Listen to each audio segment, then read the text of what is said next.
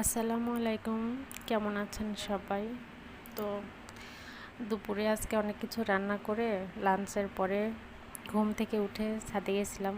ওয়েদারটা অনেক সুন্দর। তো লাঞ্চে আজকে ছিল হচ্ছে এই তো চিকেন রান্না করছি আলু দিয়ে, লাল ঝোল, মুরগির পেটের মধ্যে ডিমটা ছিল। এখানে শুটকি মাছ দিয়ে লাউ শাক রান্না করছি একদম শুকনো শুকনো করে, ছোট মাছের চচ্চড়ি, বেগুন আলু দিয়ে, সাথে একটু টমেটো আছে, কাঁচা টমেটো। আর এখানে পটল আর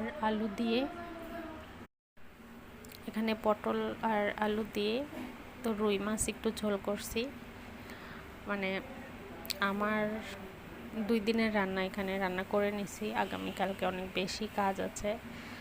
তো কাজ বলতে আমার ছেলে অতিরিক্ত জ্বালায়, ওকে নিয়ে রেগুলার রান্না করা আমার হয় না। তো সবাই দোয়া করবেন আমার ছেলের জন্য। ভালো থাকবেন। আল্লাহ।